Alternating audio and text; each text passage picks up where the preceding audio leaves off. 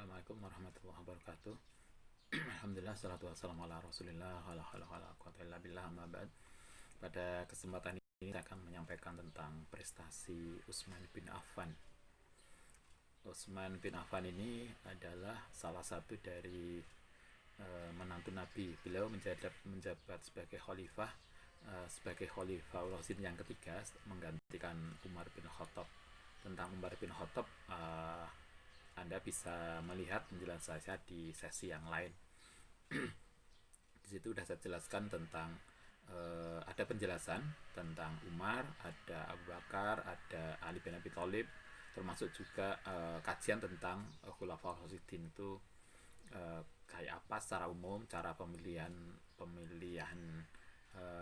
pemimpinnya kayak apa, gelarnya kayak apa, dan seterusnya. Pada kesempatan ini kita akan bicara tentang Utsman bin Affan. Utsman bin Affan menjadi khalifah selama 12 tahun di antara 4 khulafaur rasyidin. Beliau paling lama. Abu Bakar hanya 2 tahun 3 bulan. Kemudian Umar 10 tahun, 2 kali periode kita, pemimpin kita. Kalau Abu Bakar setengah periode, Umar bin Khattab 2 kali periode pemimpin kita, yang kita memimpin pejabat itu, pemimpin diangkat 5 tahunan, sehingga kalau Umar 10 tahun berarti 2 kali periode. Kemudian Utsman bin Affan itu paling lama 12 tahun, jadi 2 periode lebih. Sementara Ali bin Abi Thalib pengganti beliau, soal Ali Anda bisa lihat di penjelasan saya di sesi yang lain.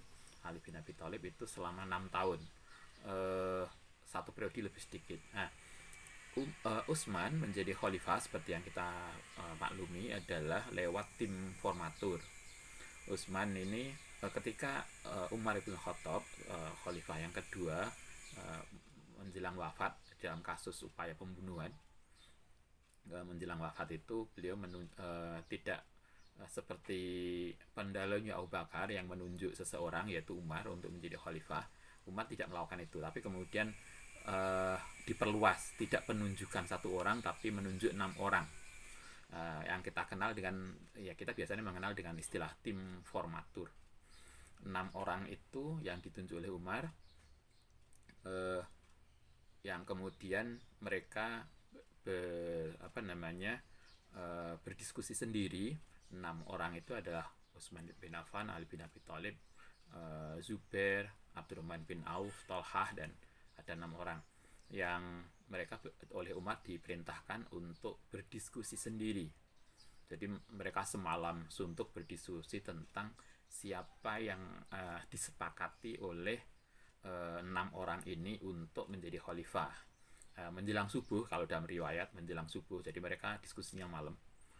Menjelang subuh kemudian tim formatur ini menyepakati tentang tokoh yang akan menggantikan Umar bin Khattab, dan itu adalah Utsman bin Affan.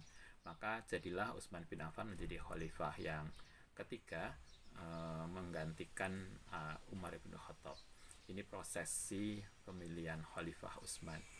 Baik, itu satu. Yang kedua, saya ingin menyampaikan satu hal yang penting untuk kemudian melihat apa yang terjadi pada masa kekhalifahan Utsman, khususnya pada 6 tahun periode kedua. Jadi banyak literatur menyampaikan pada kita dari 12 tahun yang kekhalifahan Utsman bin Affan itu sesungguhnya bisa dipilah menjadi 2, yaitu 6 tahun pertama dan 6 tahun kedua. Dan 6 tahun kedua yang kemudian penuh persoalan, bahkan kemudian melahirkan fitnah yang berakhir pada ketidakpuasan banyak orang, terutama dari Mesir.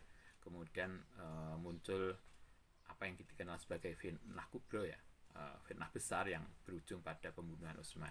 Nah, saya ingin menyampaikan sebuah wawasan. Banyak riwayat, ini bukan wawasan tetapi ini sebetulnya banyak riwayat yang kadang tidak tersampaikan, kadang tidak banyak diekspos, tetapi sebetulnya ini banyak muncul di dalam literatur, di dalam buku-buku sejarah besar.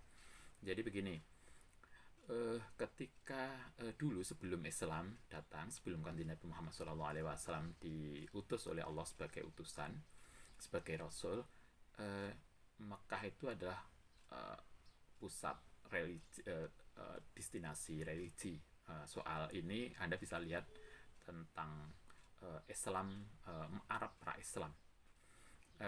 Ketika Islam, di sebelum Islam itu Mekah menjadi pusat destinasi wisata.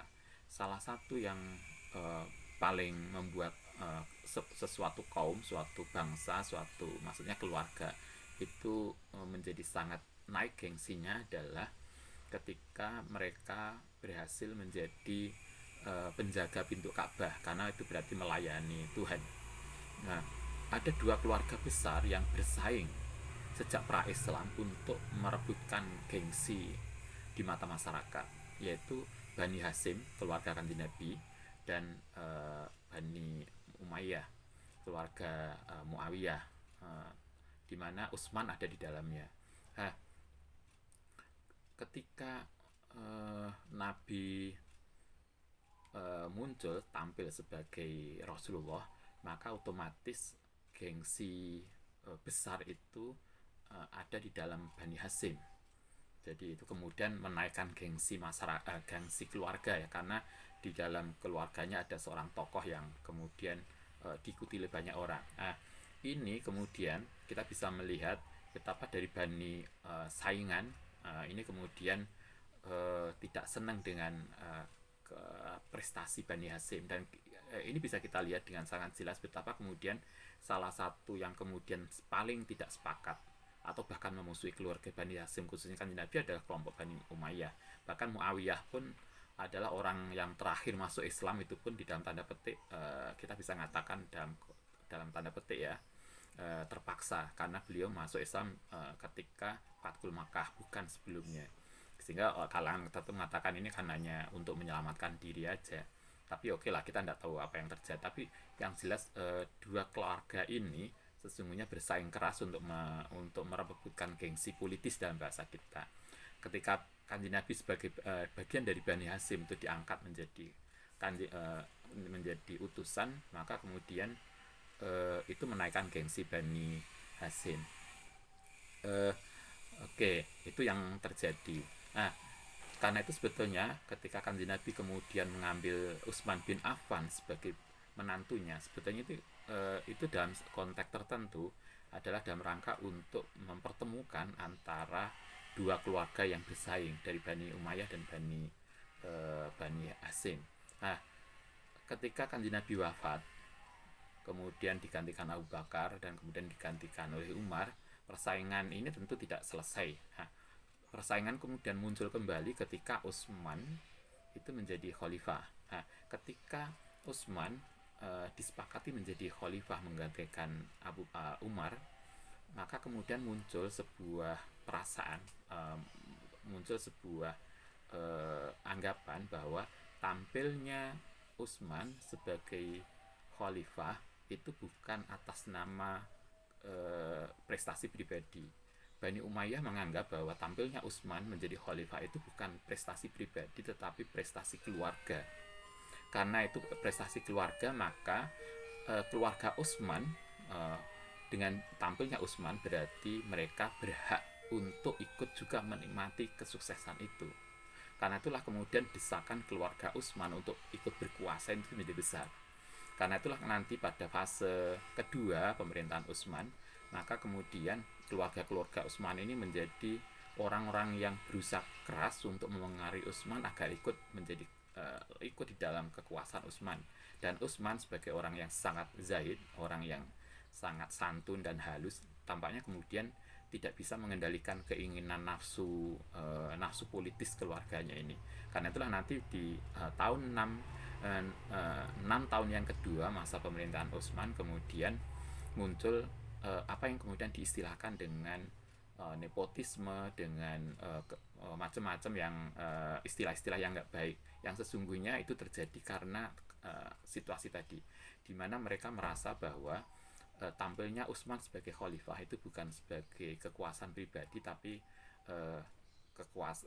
prestasi umum, prestasi keluarga. Ini sesungguhnya akan mengingatkan kita pada, kalau kita bicara pada konteks sekarang, mengingatkan kita pada kenyataan sering atau tidak jarang terjadi di antara kita tuh begini. Kalau di kampus misalnya, muncul apa biasanya Anda? Kalau ketuanya PMII, maka kemudian gerbong orang-orang PMI kemudian menganggap ini prestasi organisasi, sehingga kemudian mulai ketua sampai kabak, kasubag dan seterusnya PMI. Kalau ketuanya rektor HMI, kemudian semua ke bawah kok ya harus HMI. Nah, artinya ketika kita berpikiran seperti itu, maka sebetulnya kita telah mengulang pemikiran keluarga Utsman yang kemudian melahirkan nepotisme dan seterusnya. Ini problem yang kemudian akhirnya kita bisa melihat pada 6 tahun yang kedua masa pemerintahan Utsman, kemudian banyak gubernur-gubernur di wilayah basah terutama, maksudnya wilayah basah itu wilayah yang kaya dan makmur, misalnya Kufah, Basroh, Damaskus, itu wilayah-wilayah yang kaya. Kalau bahasa kita provinsi-provinsi kaya yang banyak minyak dan seterusnya, itu semua hampir dikuasai oleh keluarga Utsman. Basroh, Kufah, Syria itu kan dari keluarga Utsman. Ini yang kemudian melahirkan ketidakpuasan dan akhirnya melahirkan terakhir pemberontakan yang berpuncak pada terbunuhnya Utsman. Itu satu hal yang perlu kita pahami. Nah, pada kesempatan yang kedua, ini saya akan bergeser ke 6 tahun yang pertama prestasi Utsman bin Affan. Ada beberapa yang kita bisa catat. Yang pertama adalah struktur pemerintahan. Utsman tidak banyak merubah pada aspek struktur pemerintahan. Beliau mengikuti apa yang sudah digariskan oleh Umar bin Khattab. Hanya kemudian beliau menambahkan 2 provinsi baru. Pada masa Umar ada 8 provinsi, kemudian pada masa Utsman dengan semakin luasnya wilayah kemudian menjadi 10 provinsi. Tetapi yang kemudian menjadi problem adalah ketika gubernur-gubernur yang hebat, gubernur-gubernur yang cakap, yang ahli, yang diangkat oleh Umar bin Khattab ini, kemudian pada masa Utsman karena desakan keluarga kemudian digeser. Gubernur-gubernur yang cakap yang ada di wilayah basah kemudian dicopot, diganti dengan gubernur yang dari keluarga Utsman. Sesungguhnya tidak masalah ketika gubernur-gubernur ini cakap dan hebat, tapi tidak sedikit kemudian jadi masalah karena di wilayah-wilayah basah yang dari keluarga Utsman ini kemudian diganti oleh keluarga Utsman yang tidak kompeten, sehingga melahirkan ketidakpuasan yang ini menimbulkan ketidakpuasan masyarakat yang nanti setelah Utsman wafat, ketika Ali bin Abi Thalib menjabat, kemudian digeser kembali oleh Ali, di mana gubernur Basroh misalnya Kufah itu yang dianggap tidak kompeten, kemudian digeser oleh orang lain yang oleh Ali dinilai lebih kompeten dan bekerja cepat. Hanya sayangnya reformasi yang dilakukan Ali ini kemudian melahirkan orang-orang yang sakit hati, terutama dari keluarga Utsman yang kemudian melahirkan pemberontakan. Apakah itu perang Jamal dan perang Siffin, itu dari persoalan itu. Itu satu dari struktur pemerintahan. Yang kedua dari sisi ekonomi. Dari sisi ekonomi ini Utsman melanjutkan kebijakan Umar bin Khattab juga, yaitu terkait dengan ghanimah, yaitu Baitul Mal, yang diambilkan sebagian besar adalah dari ghanimah, kemudian dari kharaj, pajak dan seterusnya. Yang Baitul Mal tadi didistribusikan antara lain untuk gaji tentara dan tunjangan para veteran. Itu masih mengikuti khalifah sebelumnya, itu Umar bin Khattab. Tapi ada kebijakan baru yang luar biasa dari masa Utsman yang itu belum terlaksana pada masa Abu Bakar dan Umar. Apa itu? Yaitu pembukuan Al-Quran. Anda bisa lihat pada penjelasan saya terkait pada masa Abu Bakar. Pada masa Abu Bakar, ketika Abu Bakar mengirim banyak tentara untuk memerangi orang-orang yang nggak mau zakat, kemudian memerangi nabi-nabi palsu, kemudian untuk kegiatan yang lain, ternyata banyak sekali para ahli Qura, orang-orangnya hafid itu yang wafat di dalam perjuangan itu. Melihat itu kemudian masih ingat Umar kemudian mengusulkan untuk dilakukan pembukuan Al-Quran, tapi Abu Bakar tidak mau. Akhirnya menjadi sebuah solusi di mana kemudian catatan-catatan yang berserakan itu kemudian dikumpulkan, kemudian diletakkan di rumah Sayyidah Hafsah. Itu yang terjadi baru yang terjadi pada masa Abu Bakar. Tetapi Umar Umar sendiri yang mengusulkan tentang penulisan Al-Quran ketika beliau menjadi khalifah selama 10 tahun ternyata juga tidak melakukan itu. Karena kesibukan yang lain kita nggak tahu, tetapi yang jelas pada masa Umar usulan beliau untuk kodifikasi Al-Quran kemudian tidak terjadi. Nah, pada masa Utsman kemudian barulah dimulai apa yang disebut sebagai tadwin, pembukuan Al-Quran yang dipimpin oleh Zaid bin Sabit. Nah, kodifikasi Al-Quran ini luar biasa yang memakan waktu cukup, tetapi prestasi inilah yang kemudian membanggakan kita sampai hari ini, karena kita kemudian sampai hari ini bisa membaca Al-Quran dengan tertib, dengan runtut. Kodifikasi Al-Quran sendiri adalah sebuah pembukaan Al-Quran yang kemudian hasilnya adalah Quran Mushaf Utsmani yang kita pakai hari ini. Yang artinya Mushaf Utsmani itu ada mushaf yang ditulis pada era Utsman, yang itu dimulai disusun Al-Quran itu dimulai dari Al-Fatihah, Baqarah, kemudian terakhir Falaq bin Nas. Kita harus paham begini, susunan Al-Quran Mushaf Utsmani ini mulai Fatihah, Al-Baqarah, terakhir Falaq bin Nas, susunan ini adalah hasil istihad sahabat. Ini bukan dari Nabi lah ya. Ini adalah istihad sahabat sendiri, nyusun Al-Quran berdasarkan istihad mereka, yang hasilnya adalah Umul Kitab Al-Quran, kemudian Al-Baqarah ditutup Falaq bin Nas. Tetapi kita harus paham, sebelum Nabi wafat, Quran itu sudah selesai ditulis. Urutan ayat, paham? Urutan ayat di dalam satu surat itu sudah qot'i, sudah selesai pada masa Nabi. Nabi wafat, Baqarah isinya berapa ayat, Yasin berapa ayat, Maidah berapa ayat, Fatihah berapa ayat, Falaq bin Nas berapa ayat, itu sudah selesai, nggak ada istihad. Kita udah selesai, Nabi sendiri yang memastikan. Walaupun turunnya berbeda-beda, tapi Nabi yang menentukan, oh ini masuk nomor ini masuk nomor ini, itu Nabi. Misalnya al-yauma akmaltu lakum dinakum wa atmamtu alaikum nikmati wa raditu lakum islam madina, itu surat apa itu Maidah yang masuk di tengah-tengah, di bagian tengah, tidak di akhir. Itu Nabi yang menentukan, walaupun ayat ini terakhir turun tetapi kemudian disesalkan bukan disesalkan, disisipkan di tengah-tengah ayat, di tengah-tengah surat, itu Nabi. Jadi urutan ayat di dalam satu surat itu qot'i, kita tidak mengurutkan, itu Nabi yang mengurutkan. Nabi sendiri berdasarkan wahyu beliau. Tetapi susunan surat di dalam Al-Quran itu istihad sahabat. Jadi kita harus bedakan itu. Kalau susunan ayat di dalam satu surat itu adalah qot'i dari Nabi. Sementara susunan surat di dalam Al-Quran itu adalah hasil istihad sahabat, sehingga sahabat sendiri yang kemudian beristihad untuk menyusun yang pertama Fatihah, kemudian Baqarah, kemudian Falaq bin Nas, itu kita tidak.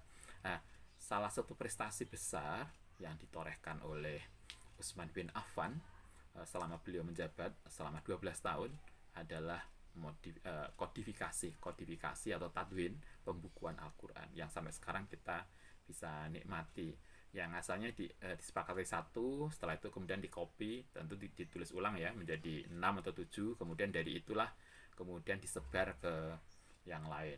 Di dalam proses penyebaran itu kemudian masih juga ada dialek-dialek, yang kemudian dialek pembacaan Al-Quran yang masih ditoleransi, yang kemudian disebut sebagai qiraah sab'ah. Kodifikasi sendiri latar belakangnya saya kira Anda paham, bisa dilihat di dalam banyak literatur. Salah satunya adalah karena semakin luasnya wilayah, dialek bahasa orang Arab itu beda-beda. Ada yang dialeknya analoginya kayak kita lah di Indonesia ya. Jadi kayak kita di Malang, ngomong Malang dengan ngomong Blitar beda, ngomong Malang dengan ngomongnya Surabayaan beda, sehingga dialeknya nggak sama. Walaupun sama-sama bahasa Indonesia, sama-sama bahasa Jawa misalnya, tapi dialeknya berbeda, cara logatnya juga nggak sama. Karena itulah kemudian sebagian orang merasa khawatir nanti Quran ini akan hilang dialeknya. Dialek aslinya kayak apa sebetulnya Quran itu, logat bahasanya kayak apa.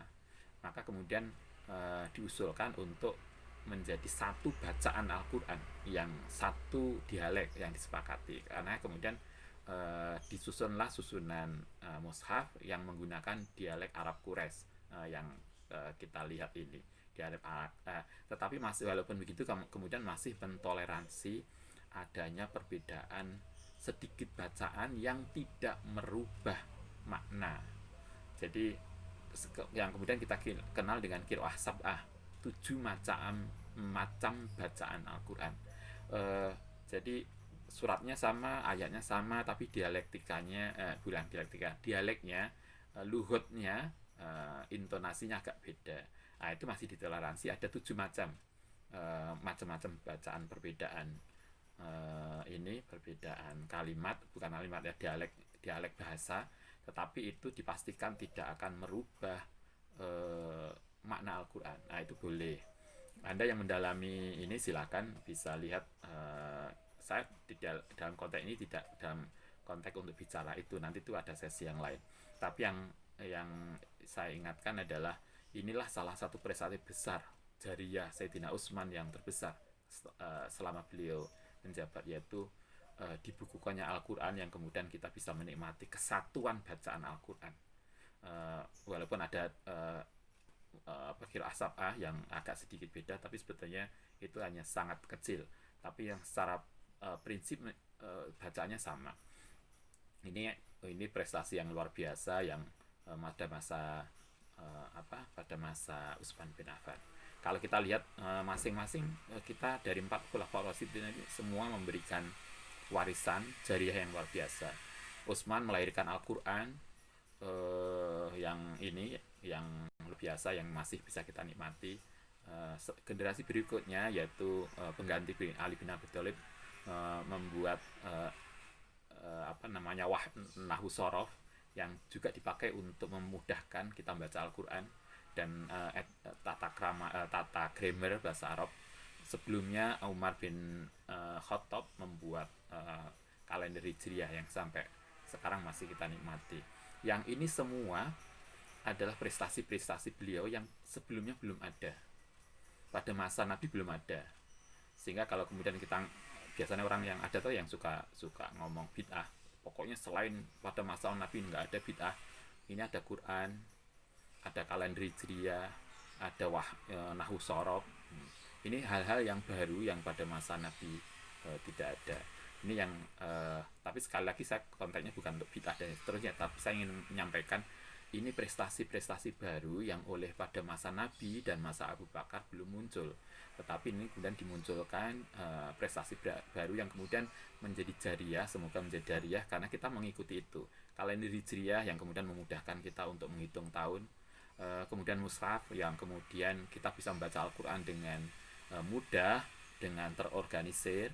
Kemudian ada lagi gramatikal bahasa Arab yang ditinggalkan oleh Ali bin Abi Thalib, yang kemudian dengan itulah kita mudah untuk memahami Al-Quran, memahami teks bahasa Arab dan seterusnya.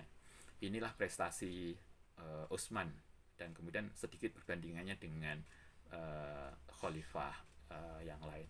Demikian, semoga bermanfaat. Assalamualaikum warahmatullahi wabarakatuh.